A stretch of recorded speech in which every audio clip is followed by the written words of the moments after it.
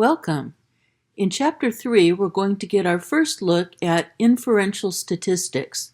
That's where we use our data to make inferences or predictions about some event or population. We'll start in Section 3.1 with something called hypothesis testing. So first of all, what is a hypothesis? Well, in most daily uses of language, a hypothesis is a proposition. Proposition meaning just a statement that's assumed as a premise in an argument or as a given in a theorem. So that's how we use the word in regular language. There is a specific meaning in statistics, which is that a hypothesis is a proposition. And again, a proposition is a statement. And I'm going to be a little bit more, so statement or claim, that's another good way of thinking about what a proposition is. But specifically, it's a statement or claim that may be true or false about a characteristic of a population. Sample data are then collected and used to assess the plausibility of the hypothesis. In other words, to test the hypothesis.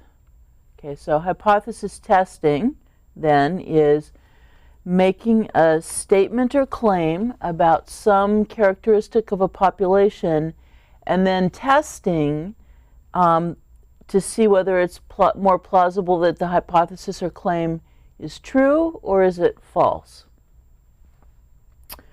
Some examples. According to a Gallup poll conducted in 2008, 80% of Americans felt satisfied with the way things were going in their personal lives. A researcher wonders if the percentage of satisfied Americans is different today. So the hypothesis that the researcher is going to investigate is the question of whether the percentage, in other words, proportion of satisfied Americans is different today. So in 2008, the proportion of satisfied Americans was 80% or 0.8, and he's wondering if that proportion is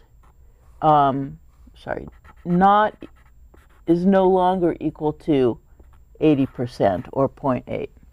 Okay, so that's the hypothesis. Don't worry about this H1 and this other hypothesis and type of test right now. We're going to come back and fill these out when we have some more specifics. Right now, I just want us to get the idea of what hypotheses look like for us. So in this example, the hypothesis that the researcher is wondering about is the hypothesis that the proportion is not equal, is no longer equal to 0.8. Here's another example. The packing on a light bulb states that the bulb will last 500 hours under normal use. A consumer advocate would like to know if the mean lifetime of a bulb is actually less than 500 hours.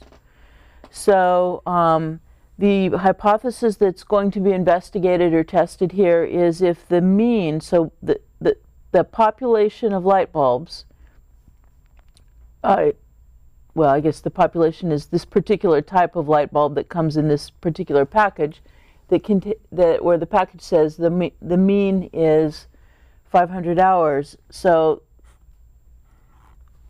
the consumer advocate is going to test a claim about the mean and wants to know if the mean is actually less than 500 hours. One more.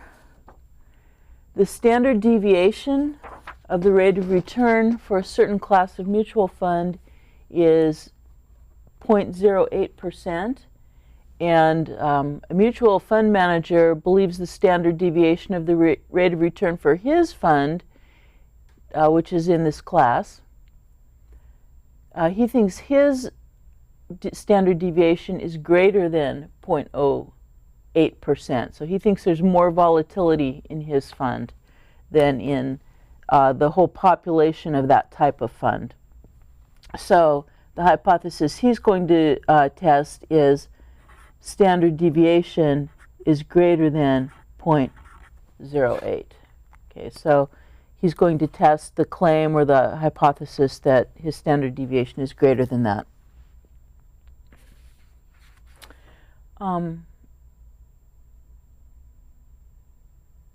Okay, so that's basically what hypotheses are. We'll come back and in the next video we'll develop some more specific language. We'll talk about what this H1 and H0 is, what's this null hypothesis business, what's this type of test. So I'll see you then for that.